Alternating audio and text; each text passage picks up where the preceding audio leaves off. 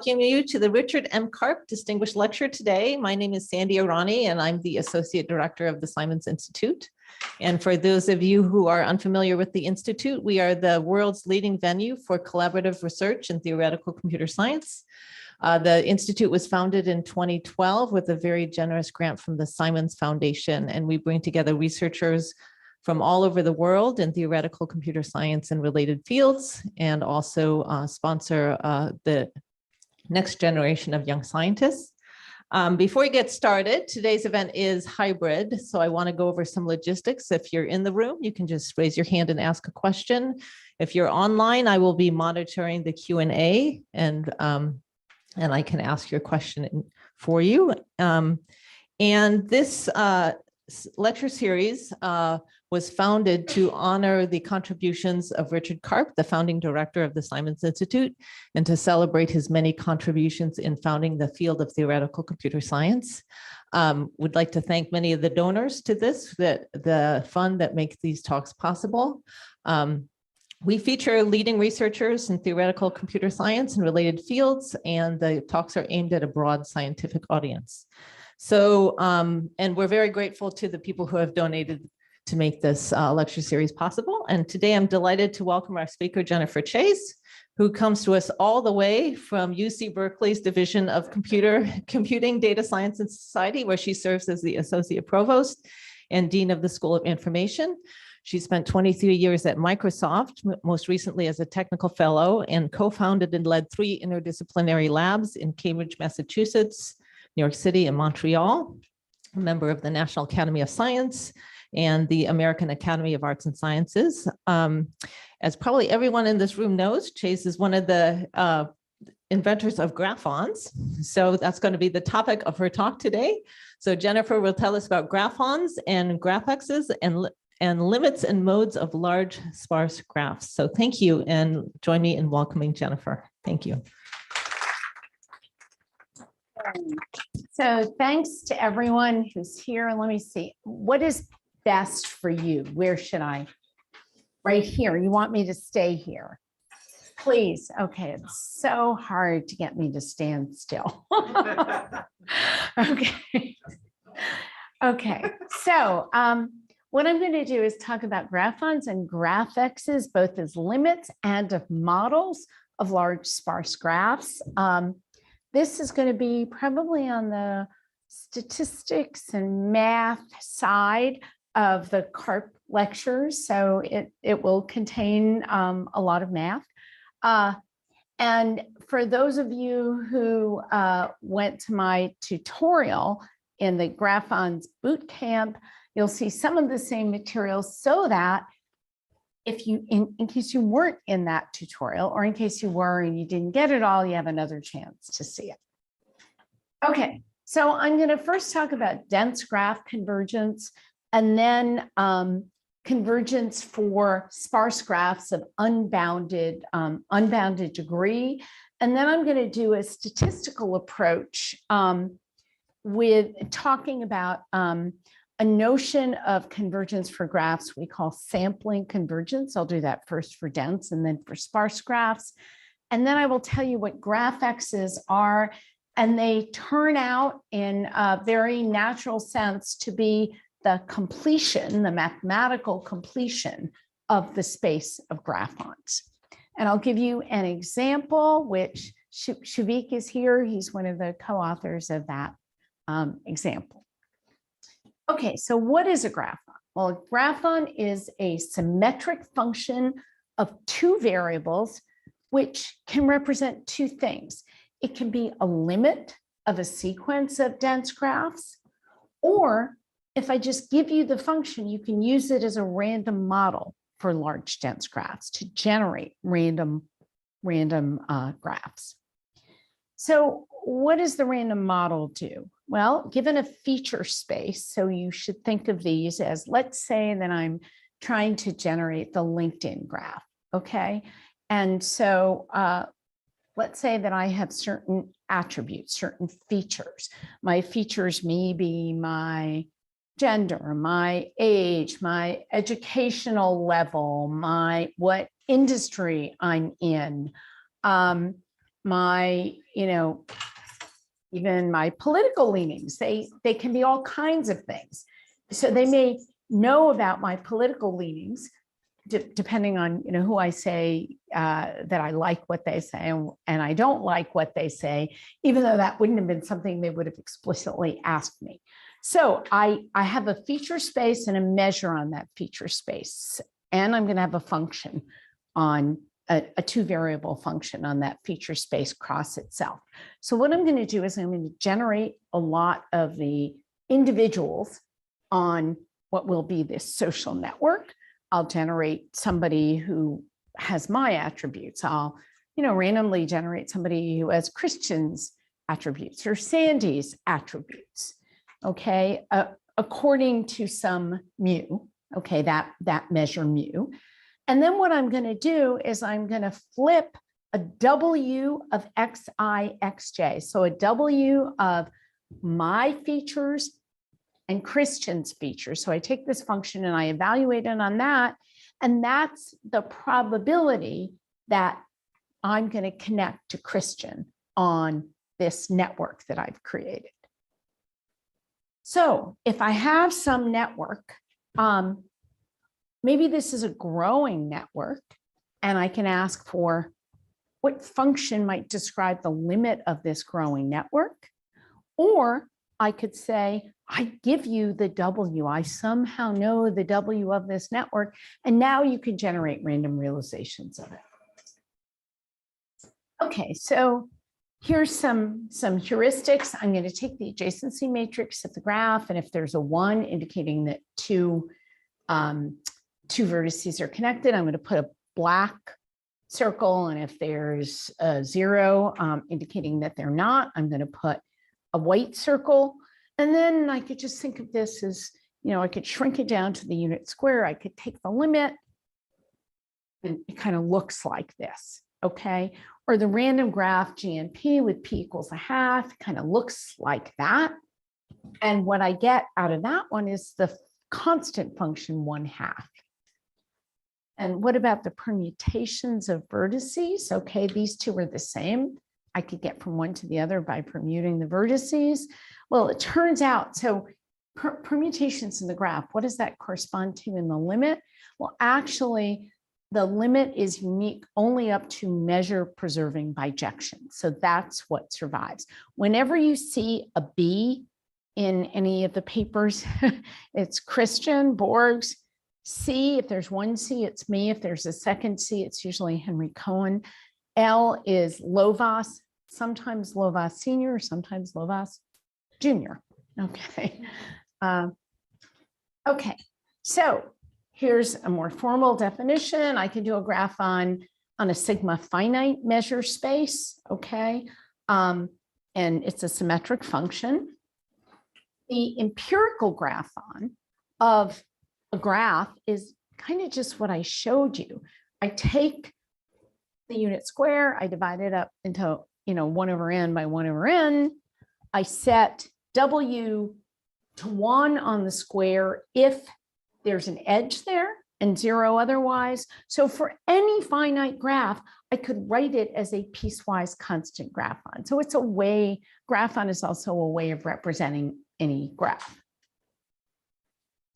So I'm going to talk about, I'll start out by talking about just one kind of convergence, although in the original work, Christian and me and Lotzi Lovaas and Vera Shoge and Kati Vestergambi, we had a lot of different notions of limits.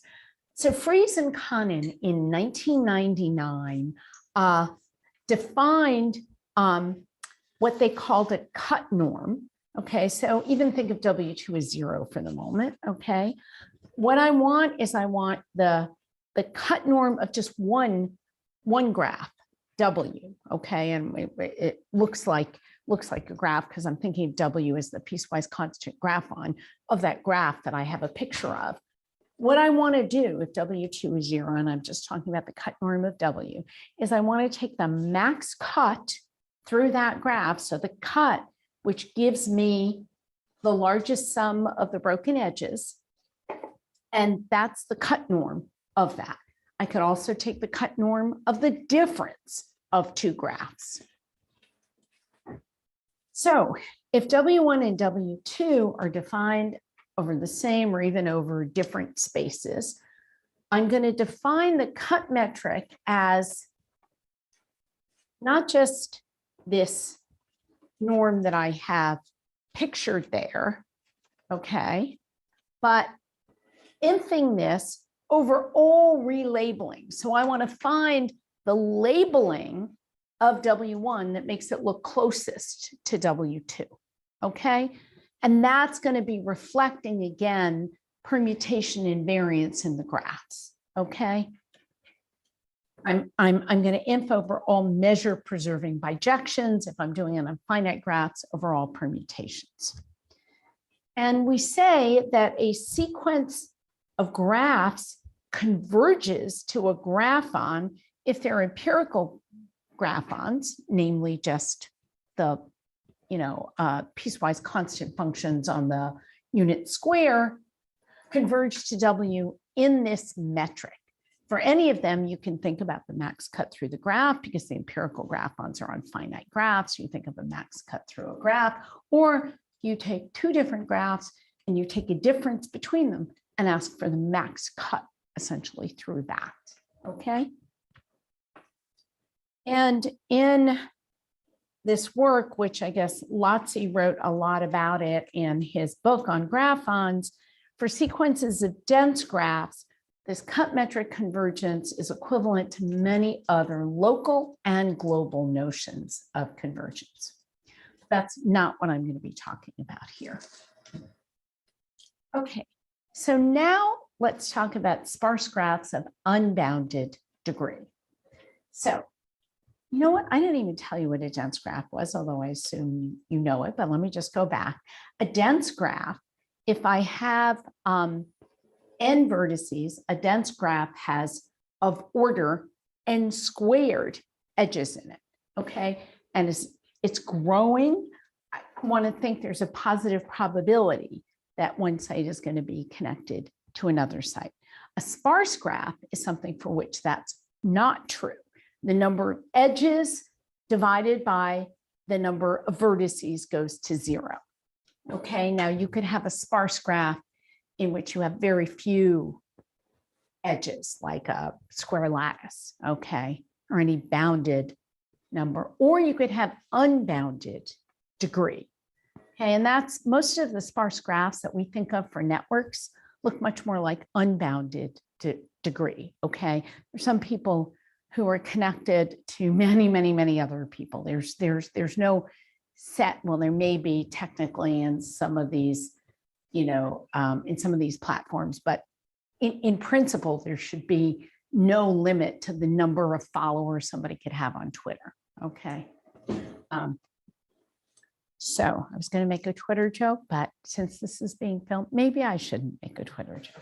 Okay, so the models that are used in the literature to model a sparse graph mostly just take a dense graph and dilute it by some target density, rho n, okay? So they just dilute it. So a lot of you know the Aldous-Hoover random graph, which actually corresponds to constant graphons. Well, if I take P and I make it scale like 1 over n, that's essentially by dividing through by, rho is scaling like 1 over n there, okay? So what has been called the inhomogeneous random graph. So here, given a feature space with a probability distribution on features, how likely someone on the network is to be a woman, how likely they are to have a PhD, how likely whatever, and a graphon, which tells me how likely two individuals with different attributes are to be connected, and a target density. So I'm going to choose these according to pi. I'm going to say now the probability that they're connected to each other is rho n times w of xi and xj. Okay, so I'm scaling it just like I do in the Aldous-Hoover graph when I multiply by 1 over n. Okay, I don't want that to get bigger than 1 because probabilities bigger than 1 are not very good. So I take a min with 1, and I'm going to call the resulting random graph an inhomogeneous random graph at target density rho n. And I'm going to give it, these are all the realizations of it. I'm going to say Gn is just G of rho n times W. It's the random ensemble that's created by, at size n multiplying by rho n, and then saying that the probability that xi is connected to xj is W. Okay. So for sparse graph sequences, the limit that we defined previously is 0 because the L1 norm of W goes to 0, and so the limit is 0. So what do? Well, what I want to do is I want to divide through by the norm. So first we started out with this thing on 0, 1. I'm sorry, maybe I should have had it look like that. 0, 1 looks like it's the negative, but this is the positive quadrant, okay? And so this, it's either a 1 or a 0, right? Now what if I take this and I divide through by the norm of W, okay? Because I'm worried that this whole thing is just going to go to 0 when I take the limit. So if I divide through by the norm, then I have a reasonable chance that it won't go to 0, that it'll approach something non-trivial. And we're going to say that Gn is convergent if there's some graphon such that the distance between the rescaled version, so I'm taking my individual Gn's, but I'm dividing them through by their norm. If that converges to W, then I say it converges in this rescaled sense. And it turns out, and this is a lot of work, okay, this is, I don't know, many dozens of pages. If this is the inhomogeneous random graph, so if what I'm doing is I'm starting from a W, I give you a W, you walk into LinkedIn and somebody says, hey, this is the W of LinkedIn, generate some random ensemble of those, okay?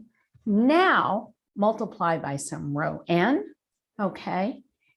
If I generate from a W, then it turns out that in this rescaled limit where I divide through by the norm, it is going to go to that W. So this is a faithful. So when I've given you that W, when you walked into LinkedIn and I told you to start generating things randomly, it was a reasonable thing for me to do because it would converge that provided the density is going to 0 and it's unbounded, right? It doesn't, the degrees are not bounded by anything. Okay, so this is a reasonable thing to do. We did this the last time I gave a lecture here. A lot of people do these things, and then you start looking at all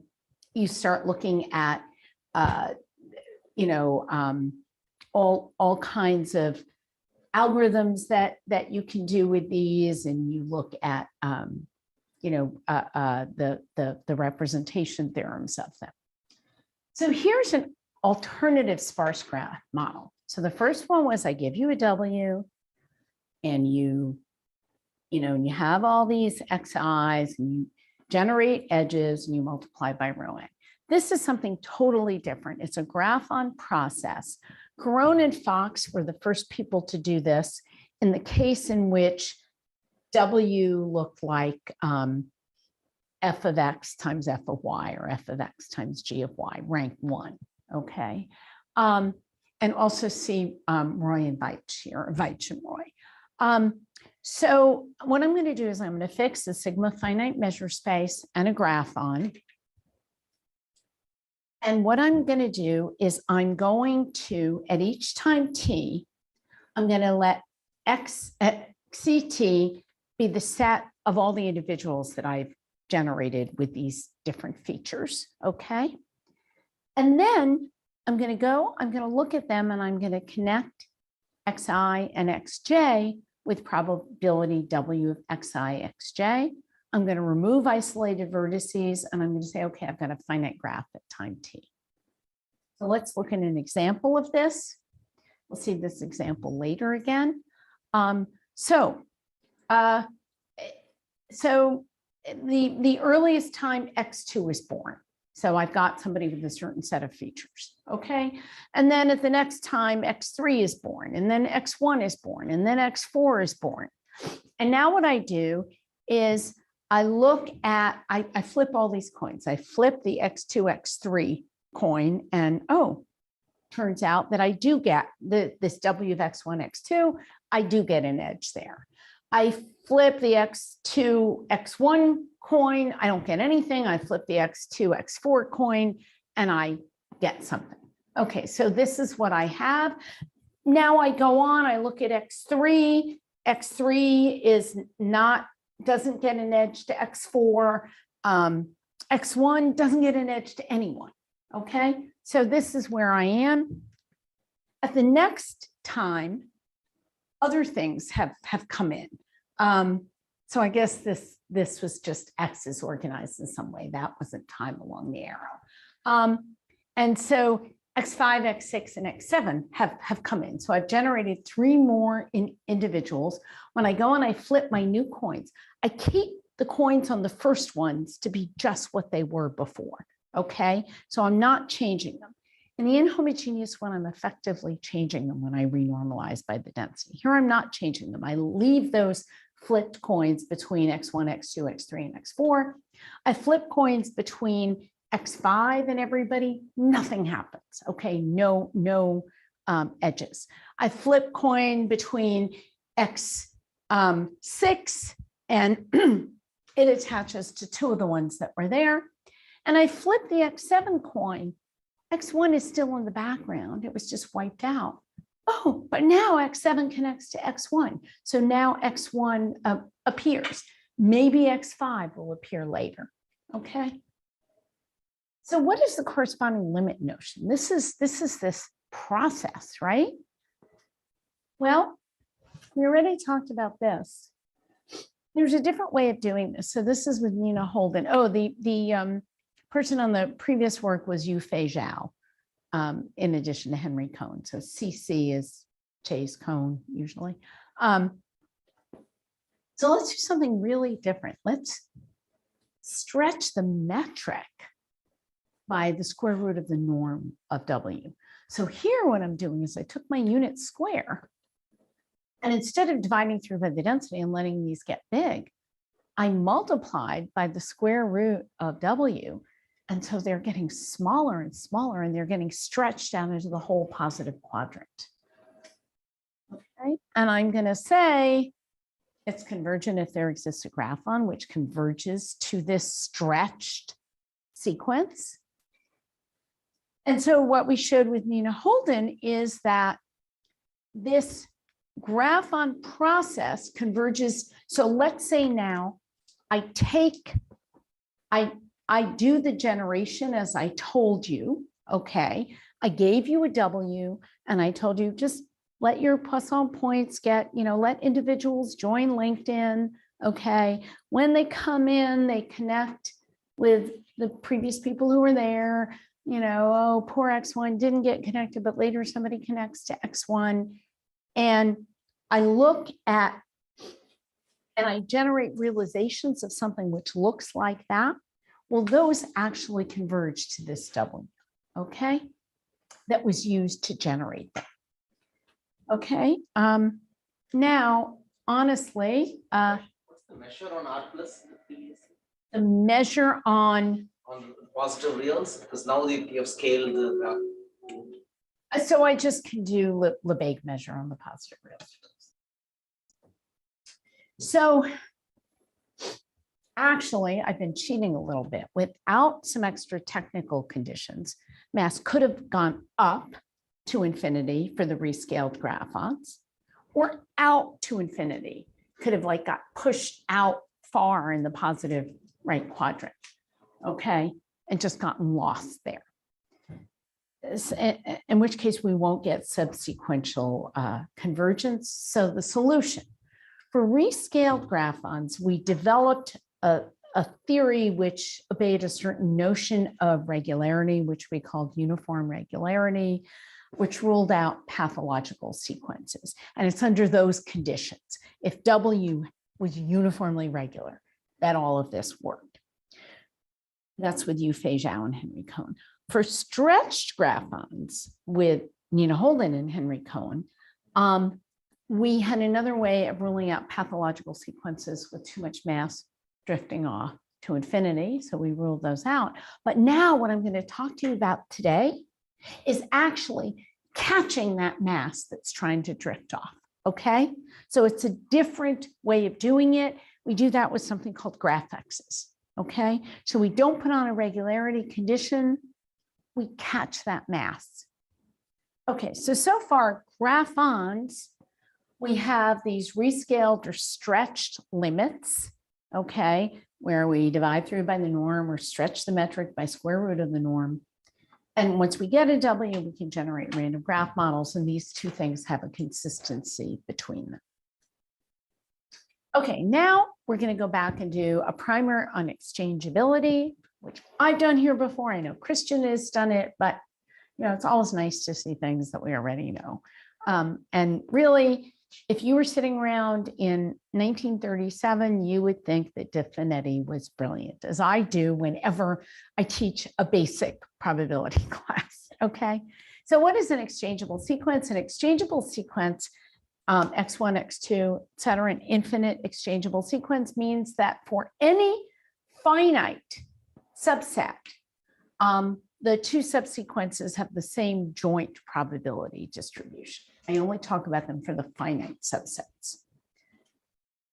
Okay, now, if something is identically distributed, okay, then it certainly is exchangeable, but not vice versa. In other words, there are things that are exchangeable that are not identically distributed. Okay, so for example, the polya urn, where when I grab out a red ball, I put back in two red balls. When I grab out a green ball, I put a, you know, and so obviously that looks like it's sequence dependent, because if I grabbed out a lot of red balls in the beginning, I have so many of them. So it's sequence dependent. Well, De Finetti in 1937 said that exchangeable sequences are actually close to independent, in the sense that when conditioned on a parameter, which happens to be a random variable in sigma algebra at infinity, they are independent. So you can condition on something, and with that, they are independent. Okay, so instead of taking a regular probability, use a conditional probability, condition on this parameter P. Okay, so De Finetti's theorem says an infinite sequence is exchangeable if and only if there's a probability measure such that if I do the following, let me choose P between 0 and 1 according to mu. Then let me choose XIIID 0, 1 with parameter P. So in other words, the probability that I pull out a red ball equals 1 minus the probability that I pull out a green ball equals P. Okay, equals some P. By the way, P happens to be the limit of the number of balls which are red, okay? Or sorry, the limit of the number given that it's red. So the density is actually a random variable measurable with respect to the sigma algebra at infinity, although you don't normally think of just this constant as that, but it is a random variable measurable with respect to the sigma algebra. So it's kind of amazing when you think about De Finetti, right? This thing that should be very dependent turns out to be conditionally independent if I condition on this parameter P, which is the probability of a red ball. So is there an analog of De Finetti for arrays? Okay, we had sequences, so is there an analog? This turns out to be the Aldous-Hoover theorem. And how about arrays corresponding to sparse graphs instead of dense graphs? Well, this is the second motivation for the stretch graphons. and for Graphexes. Okay, so what is an exchangeable array? It's said to be jointly exchangeable. So just think of it like a big matrix that goes on forever. Okay. If I take any finite n and I do any permutation on a sequence of n distinct indices, okay, I'm going to get the same joint probability distribution. So if I do permutations, the same permutation on the row and the column of my matrix, okay? And an infinite random graph is exchangeable if the distribution of its adjacency matrix is invariant under finite permutations of the indices. So how can such a distribution be generated? Is there an analog of Definetti? Is there that there's some parameter, which is random variable measurable with respect to the sigma algebra and infinity? And the answer is no, not even for dense graphs. There's a much larger space that characterizes exchangeable arrays. This is the Aldous-Hoover theorem, which I'll state here, but basically in doing the dense version of what we're then going to do for sparse graphs, I'm going to give you a proof of it later in the talk. So what Aldous-Hoover says, this is an analog of Definetti, is that an infinite array is jointly exchangeable if and only if, so just like Definetti, sequence is exchangeable, if and only if there's a measure on the equivalence class of dense graphons such that A can be generated as follows, the matrix A. I'm going to choose a possibly random element of the equivalence class of dense graphons. This is a rewriting of what Aldous and Hoover said, and it requires that we know about the uniqueness stuff, which they didn't know about. Choose a uniformly random infinite sequence of individuals with their features and connect I and J independently. Okay, so in other words, while Definetti says that the infinite exchangeable sequences are just conditionally independent Bernoulli sequences with some random parameter P, the Aldous-Hoover theorem says that infinite jointly exchangeable arrays are just random dense graphons. Okay. So Aldous and Hoover was not expressed in the language of graphons, but in hindsight, this is clear. And actually, Tim Austin and Diaconis and Janssen really pointed out the correspondence. Okay, so are sparse graphons associated with some exchangeable infinite process, the same way that Bernoulli sequences are associated with infinite exchangeable sequences, and dense graphons are associated with infinitely jointly exchangeable arrays. And not in the rescaled graphon theory, okay? And we renormalize the height. But if we define this projective graphon process that we were defining before, and its corresponding edge process, which I will define for you, then we can use some general theorems of Kallenberg on measures that will allow us to say something. Okay, so what's an exchangeable edge process or measure? What I'm going to do is I'm going to consider a locally finite edge process. What that means is that in any finite region, there are only a finite number. So what I'm going to do is I'm going to take a graph, I'm going to take its adjacency matrix, and I'm going to let the vertices of the graph be labeled by time. So across the bottom of this, across the bottom of this, I'm going to have time going this way and then time going that way. And I'm going to have an associated edge measure on the positive quadrant with point masses at the times corresponding to edges of G. So what I'm going to do is that at some time, I'm going to get an edge between I and J, and I'm going to put a delta function there. Okay. And then I'm going to get, you know, and obviously these are going to get much, much sparser as I go out. So this is just a collection of point masses where the edges have shown up. And I'm going to say the measure is jointly exchangeable. So this is a measure now. It's a set of delta functions. If its distribution is invariant under finite interval permutation. So what I'm going to do is I'm going to take like some finite piece here and permute it with some other finite pieces here, and I'll do the same on the y-axis. Okay. So in the original work on graphons, there was a local notion of subgraph convergence, which was shown to be equivalent to convergence in the cup metric. Here, we're going to do a different notion of convergence, local notion. So, but I'm first going to do it on dense graphs. So given a dense graph, what I'm going to do is I'm going to choose, all my individuals with their features uniformly at random. And then I'm going to output the induced subgraph on a subset of the entire graph, K elements of the entire graph with edges E. So in other words, I'm going to pick K of the points in this graph, and I'm going to connect them if they were connected in the underlying graph. And if they weren't connected in the underlying graph, I won't connect them. So it's an induced subgraph. I have this whole graph. I choose K points, and some of those points might have been connected to other things I didn't choose when I sampled, but the ones where where I got both edges, they get included. Okay, and I say a sequence of graphs is called sampling convergent if the distribution of these samples converges for all K. So for all 12 vertex things, it converges. For all 13 vertex things, the distribution of graphs converges. Okay.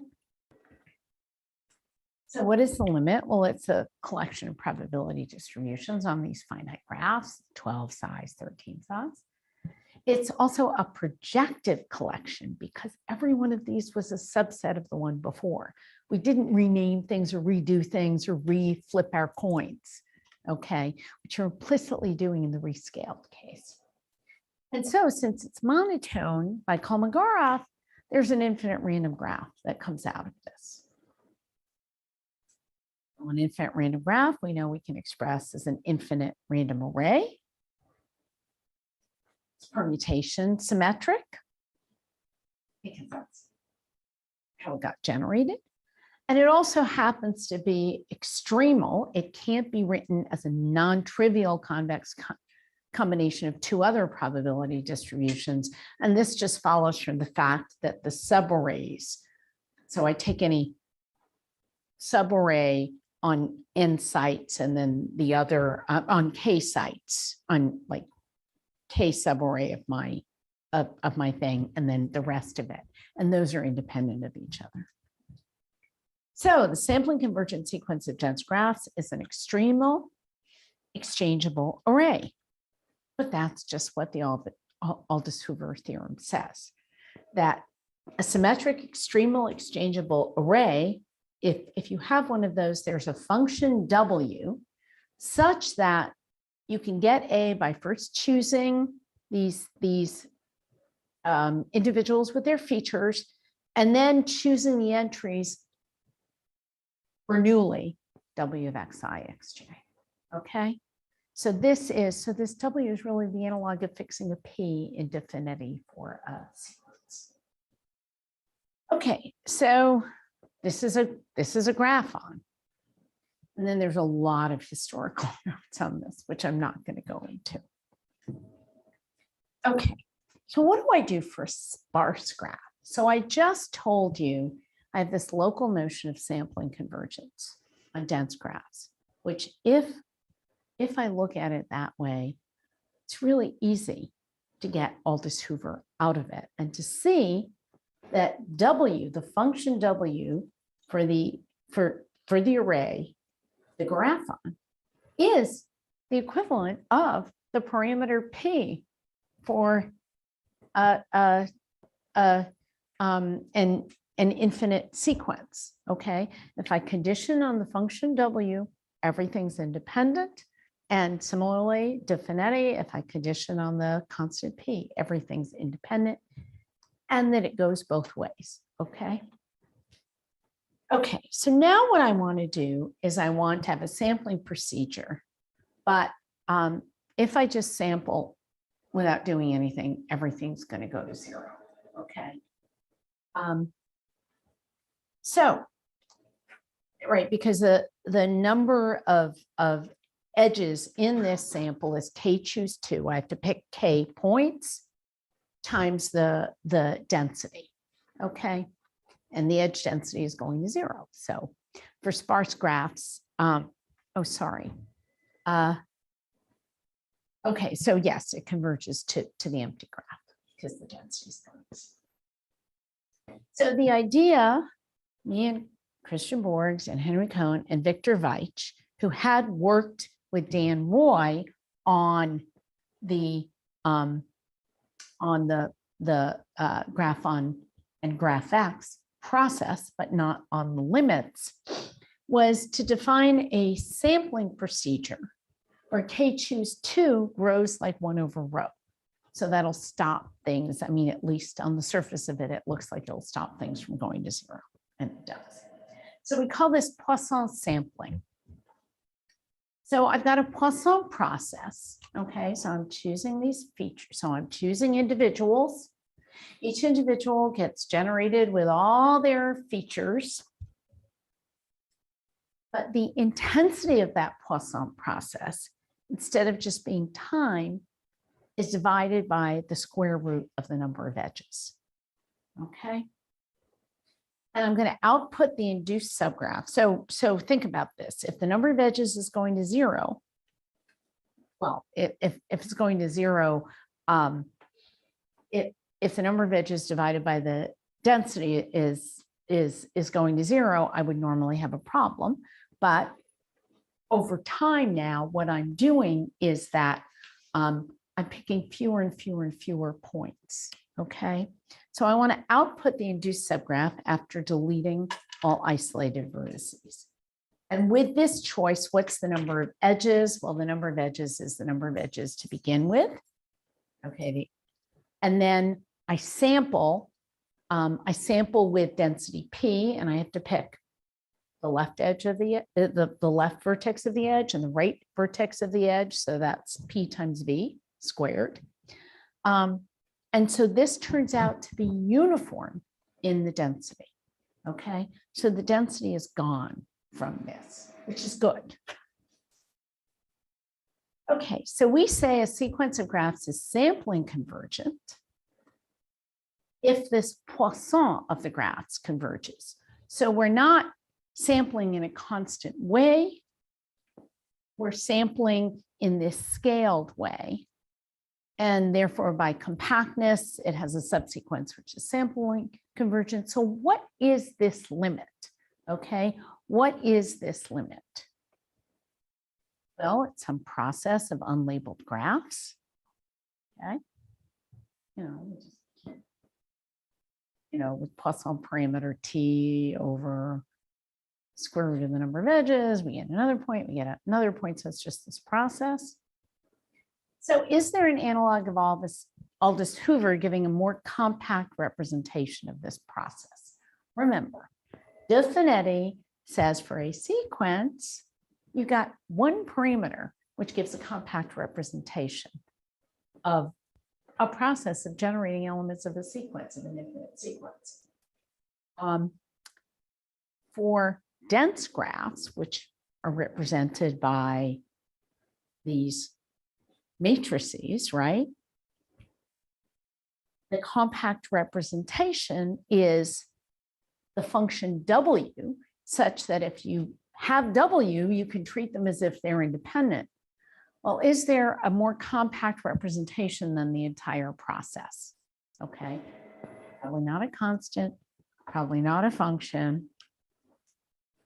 So the preliminary answer is that we want to extend the notion of graphons over probability spaces to graphons over finite sigma spaces and use these to define this graphon process. So again, what are we doing? We are generating all these individuals. I come into this room and I generate you and I generate you, and okay. And then I'm going to connect them with probability W of my attributes and Sanjukta's attributes. I'm going to remove the isolated vertices, so just like I did before. Okay, just like I did before, that, oh, number 1 came in because number 7 connected to it. So does this converge to a graphon process? Well, not quite. Okay. So Roy and Veitch talked about a different kind of object, which was an extension of Graphons. So they talked about a Graphex, which was a triple. It was a function just like our Graphon functions, an integrable Graphon, okay, which represented the probability that someone with my attributes and someone with Christian's attributes connects to each other. Then, for me, it gives me a star. It tells me, oh, how many people are just connected to me? Okay.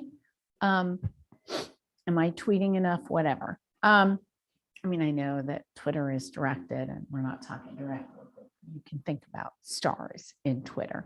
Okay. And then I have some constant, which is a dust intensity. And so you can have this Graphx process. So I'm going to generate these guys like I did before. I'm going to use W to try to connect every pair of them. But whenever I get one, when it's born, X1 is born, I give it its own little star. X2 is born, I give it its own little star. X3, X4. So depending on the attributes, how might be different, like who wants to have a mutual connection with me versus, you know, just this kind of star that might grow. And then I'm going to add isolated edges at that rate. So why would someone look at this thing? Oh, and I'm going to remove all isolated vertices and output the element. Well, so the reason one might want to look at this thing, and so this is the representation that Christian Borges, Henry Cohn, Victor Veitch, and I did, is that if Gn is sampling convergent to G, then there exists a Graphx such that in distribution, so I have this process. This is in distribution the process that would have been generated by that Graphx. Okay, so instead of just saying, "Ooh, I give you a G, and you're going to generate a graph, which is things connected to each other." Okay, and you get a whole ensemble of those. Now you're going to get an ensemble of these weird things where you're going to see whether they're connected to each other. But you're also going to grow a star for each one, and then you're going to have some, you know, lonely hearts couples. Well, not lonely hearts, but they're happy, but they're just couples. Okay, lonely couples. Oh, and so the proof uses Kallenberg's theorem for exchangeable random measures to prove this. Okay, so that's a complicated theorem with like 10 conditions in it. In fact, with Shuvik and Shuproto Sen and Christian and I, we discovered there was even a problem in that Kallenberg's theorem as written, which nobody had noticed before, even though it had been used probably hundreds of times. But it was such complicated conditions that actually one of the conditions was wrong. I mean, the theorem wasn't true, and you had to modify that condition. Hopefully, most of the cases that had used it, the modified condition was also true.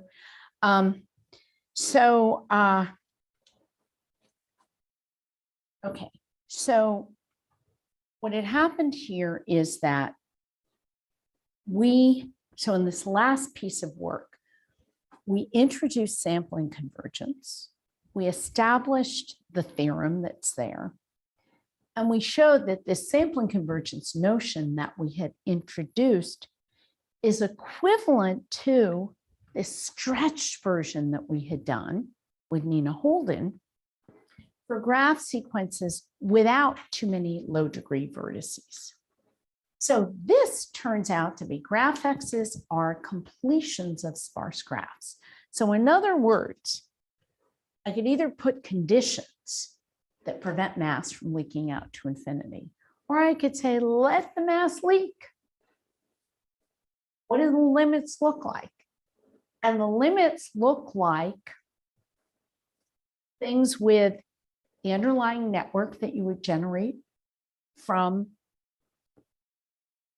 W of X and Y, stars that you would generate from S, and component of dust at some constant density. So why does sampling lead to this? Okay, well, the heuristic picture, this is just the heuristics, but I want to analyze this Poisson process, okay, where I have M edges, but then I sample and I only retain P of my vertices, and then right in the induced subgraph left on those K vertices chosen with probability. So I'm going to decompose my set of vertices into those whose degrees are of order square root of M, the number of edges, a low degree part where they're little o of square root of M, and a high degree part where it goes to infinity with square root of M. Okay, so those are the three parts of my graph. And then I'm going to sample my graph. So C of P is going to be what's left of the where it's order square root of M, LP and HP. So I just sample all of these with density P, which is scaling like 1 over square root of M. So H contains only little o square root of M vertices. So it's going to be empty. Okay. C could contain little o square root of M technically, because I just set an order. Okay, but let's assume it's really of order, like constant times square root of M. So constant times square root of M. Then C will contain CP. I'll have sampled a P fraction of them. But remember, P is scaling like 1 over square root of M. So there's a constant number. So there's theta of T vertices in expectation, each of expected degree theta of T. Why? Because, over time, more and more of the new guys who come in attach to me. Now let's look at L. Okay, these are the low degree vertices. Well, let's look at the probability that a low degree vertex actually is connected to 2 other vertices. So this triangle here, okay? Here's my low degree vertex, but it's connected to 2 or more other vertices, okay? So in order to keep this, I have to keep this vertex, and this vertex. I have to keep me and the 2 things I'm connected to. That's P cubed, okay? And this is growing like the degree, and this is growing like the degree, so that's D squared. When I multiply it all out and I sum it up, I find that that's going to 0, okay? So there's nothing in L of degree 2 or more. They're all of degree 1, okay? They're connected to 1 other. So in the limit, the edges with 2 vertices in LP are just a pair, this dust, which happens with some density, right? Some constant density. If I have LP and CP, okay, so this is low degree and the core. So let's just go back for a second and look at that picture. So if I have one is a low degree vertex having degree 1, and the other is more in the core, okay, then those are part of the star, and otherwise they're in the actual core. So I just want to give you an example of this, and this is work with Shuvik, Dara, and Shubroto Sen. So the configuration model normally says, let's just give everybody did, what their degrees are. This is a rank 1 model, and then do a random pairing to pair them up with each other. So, you know, Christian has 27 things, 27 that he's going to, so he has 27 half edges. I have 12, so I have 12 half edges, and everybody here has some number, and we just randomly pair them with each other. Okay.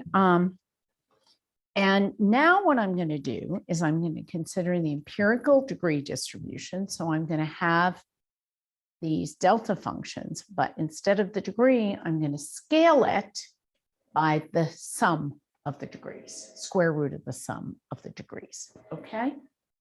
Scale it by the square root of the sum. And I'm going to have a Poisson process. So the number of points K in this is a Poisson random variable that has, remember, we divided by the square root of m. Well, this is the square root of m sitting here. Okay, and so this is IID. It's distributed in this way. And so here is the theorem that we came up with. So let the max of DI be of order the total number of edges. Then this configuration model is sampling convergent if and only if the density goes vaguely. So what does this vague thing tell us? This vague thing means that if I put a function here, it converges for all f's with compact support in here. So I'm not touching 0 or infinity. I'm not touching 0 or infinity because this f has compact support. So what is the A? The A here is, well, let me just put the rest of this in. This A, if I look at it, turns out to be the degree distribution for small degrees. Okay, for degrees that are less than epsilon times square root of L. So they're the parts that this function f would not be seeing because they're getting very near 0. Okay, so this is the asymptotic fraction of low degree half edges. For any of you who are physicists here, this is the same kind of integral you see in the Bose condensation, this weird thing that captures this thing that you almost think shouldn't be there. Okay, or for those of you who know, my and Christian's work with Costas Daskalakis from, I don't know, probably around 2000 on this first to market, we got an integral like that, which showed that somebody would be born who would have a positive fraction of all future things that are connected to them. That was kind of a rich gets richer. So anyway, it's this kind of interesting thing where, you know, it's the asymptotic fraction of low degree edges. What happened in the work with Nina Hogan was we basically ruled this out. So what goes on here? What goes on here is that this is what my W is. This is a multi-Graphex, which is what you get from a configuration model. You don't just have one edge, many edges. So I'm going to join different I and J with Poisson. So that's what my W is. And I can also have loops in it. My star function is just x scaled by this residual part near 0. Okay. This constant representing the residual part near 0. And these pairs are just the square of that. Okay. So this is kind of a richer class of limits. So before we talked about graphs going to graphons, and here, if we do this sampling limit and we don't exclude anything, we don't say I'm going to put on a condition to rule out pathologies, we just let the pathologies happen.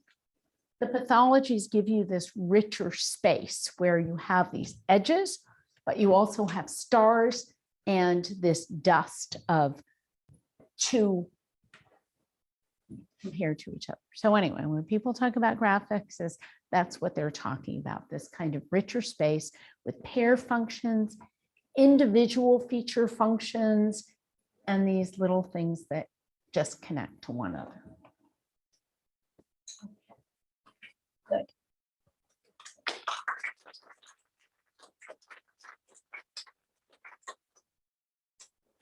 It's frequent, the virtual audience is quiet, but do you have other questions from the? I'm sorry, it was very mathy, so I don't know. We're going to jump in here, but The in-person contingent. anyway. So thank you for the nice talk. So when you're modeling a sparse graph, which of the graph convergence would you use? For example, the rescaled one or the stretched one? How do you choose to like? So most of the results that have been done so far are using the rescaled one because it's easier. You just multiply by something. There's no underlying process. It's as if I'm not keeping the same edges as I grow. If I multiply by a different row every time, it's as if I'm not keeping the same edges. So that's a more probabilistic view, and the estimation theorems and a lot of the theorems have been done for that. This is a more statistical view. It's projected. It actually corresponds more to something growing.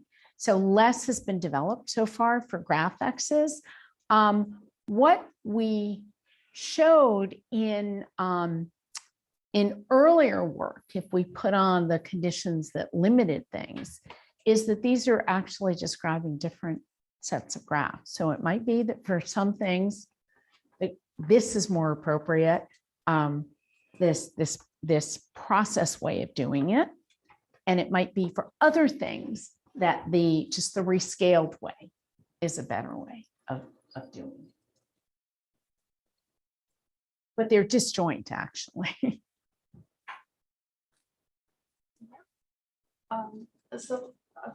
You should hold it. Microphone. Yeah. Yes, I was.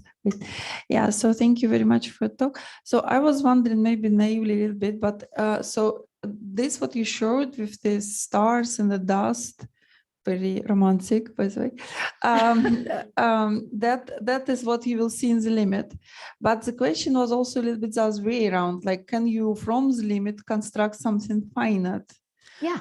Yeah, so I didn't really get completely how do you go about that. So what are you given and how you construct something finite? So what I could say is, hey, it turns out when you walk into Facebook and you're told you might not just be given a Graphon, you might be given a Graphx, you might be given a pair function, a star function, and a dust function. You might be given those three functions, and that might be the best way to describe this. She just Now, wants you to repeat how your Graphex process was. She didn't remember how you defined the random graph. oh, how I define the random graph. So the way I define the random graph is you're given these two functions, you function of two variables, function one variable and a constant. And so what I do is, as things are born, I flip my W-weighted coin with the attributes of both, and I connect in the process. As right, so a new point comes in. Yeah. So you just enter the scene. You are born with your set of attributes. You take everything that has been born before and you flip your W-weighted coin with them. Your attributes. How likely are you to connect to Sanjukta or to Sandy or to Shuvik or to Christian or to Yegane? Okay. And then you also are born with a star function, which says how many others who never connect to anything else are going to get connected to you. And separately from that, you should be generating this constant dust around. But when you are born with these two functions. One, I stick your value into the W function, which is the probability you connect to someone else. And two, this function which says how many otherwise unattached things are gonna are. And this function will depend on my birth time? The function, no, No. well, it will depend on your attributes. So your All attributes, attributes. Yeah. right? I mean, I'm going to compare your attributes and Sandy's attributes and say, what's the probability you would connect to each other? But I'm also just going to say, well, you might be a star. You know, you Okay. might, or, you know, if, I don't know who the biggest stars are these days, because I don't follow this stuff, but, you know, if I don't know, some big singer or something, you know, I'm born with a big star function. And if I'm a mathematician, I'm born with a much smaller star function. I think one thing she didn't mention, which is, well, she had on that slide. Take the microphone so that if somebody happens to be. So while vertices are with features are born in time, because you have a Poisson process which gets denser and denser, the stars also get denser. So actually you have some attractivity as sort of somebody who has tons of fans. Oh yeah, times X. Times yeah. time. Times So time. in other Yes. words, as time goes on, you collect more and more fans. And in this, So it's like a fitness. It's like you're born with a certain fitness for attracting fans. So it's a little bit like a growing process. Mhm. I have one more little question. If nobody minds. So it is essential that you do have the stars with degree square root of n, right? Or greater than square root of n, right? Yeah. Because if you like configuration model, principally speaking, you can construct regular graph of configuration model, but not in that limit. Right, because that was scaled. So that configuration model that we grew was scaled here. So, right, what I was doing was I was maybe even one further back here. So you see, I'm scaling it Mhm. by this. So this Poisson random variable is scaling like n over square root of ln. so Okay. more precise, if it doesn't go that fast, You won't see it. Everything goes to the dust. So there Yeah. is one and you just get dust. Yeah. So the regular configuration model is only dust, Mhm. which maybe makes sense. But yeah. Okay. Thank you very much. It's much more clear now. Thank you. Any other questions?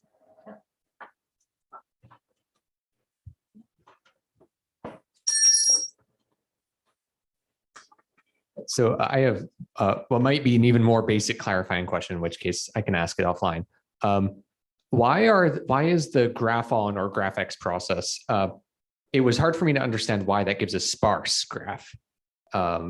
If, for example, just like if the dust, if you're generating, edges with some uniform probability, why do you get something sparse at the end of the day?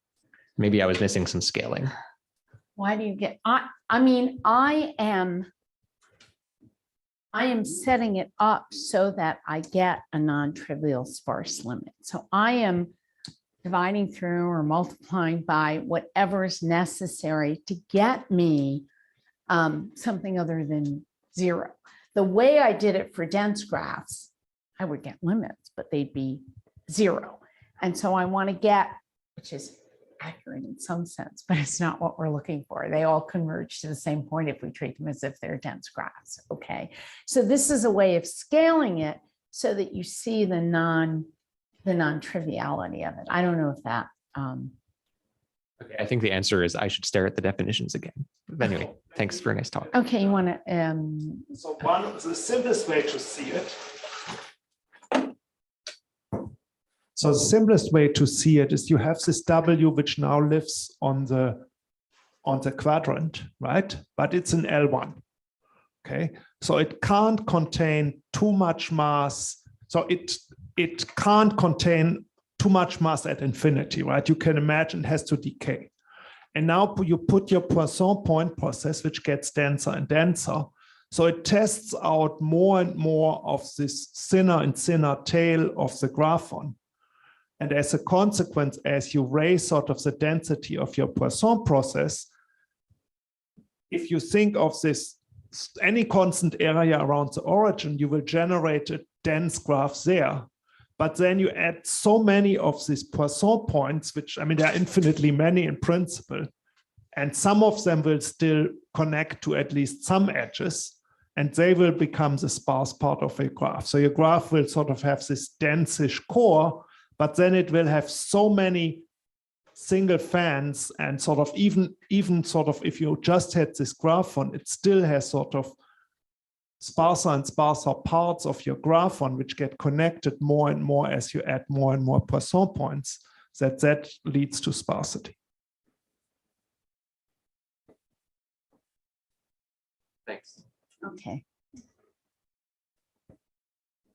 Any other questions? Let's thank Jen. Oh, Sanjukta. No, I'm running for Sanjukta. She's our poster. Sorry, I have a kind of very basic question building on a previous question that was asked. Basically, when a new individual comes in, is the probability of them being a star, can this be proportional to time? So like the overall distribution could be changing in time. Oh, no, I have an S of X, which is just your, which represents your fitness.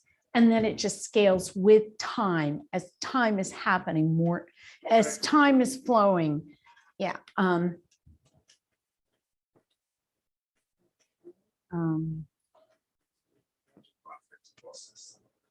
Yes, so the sun. Maybe difficult with this connection. It's very. Okay.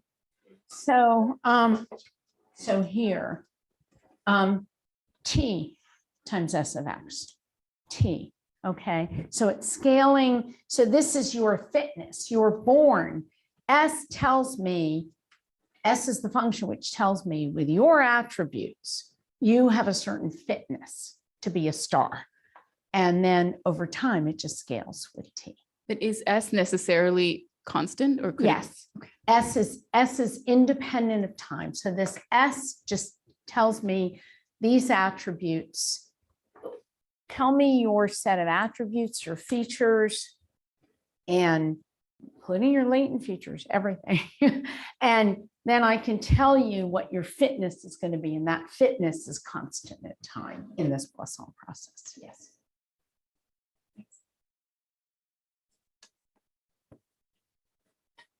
Yeah.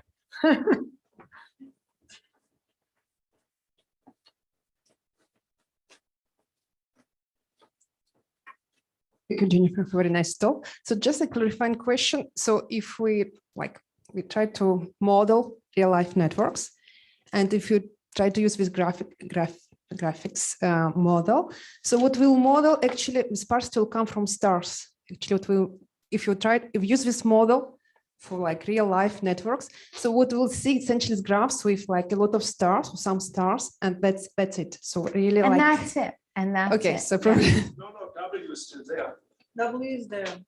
but if we take out the nodes with only one H, then it will be something dense, right? The core will be dense, right? Like Think it really of sort of the think of it like a social network. Really. So No, but she's right that what is surviving, what is all of it that, survives. well, yeah. So think of it what like becomes that thing, those things that were much, much further out in the quadrant, those tend to contribute to your stars and your dust, right? I mean, I actually really like the configuration model as a kind of example of that. Oh, okay. So what's going on here is these are the ones that are kind of much further out. And those are the ones that are showing up that would have been gone if I had ruled out basically the condition we put on with Nina Holden, ruled this stuff out. Okay. So in that sense, the stuff that was leaking off to infinity is the stuff that's tending to contribute to your stars and your dust. But you still have a rich network that you're growing anyway. You're just not losing those now, you're capturing those instead of having them leak away. So to continue the same topic, is it, yeah.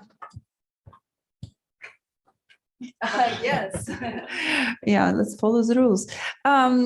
So this W is actually from omega squared 201 squared, isn't Yeah. that because Well, and that prevents No, it's to R plus. Oh, yeah. It's to R plus. Okay. Yes, Okay, yes. and that prevents it from becoming W dense. can be unbounded. Yes, Yeah. absolutely. Yes. Okay. Yeah. Okay. Time to thank Jennifer again. Thank you.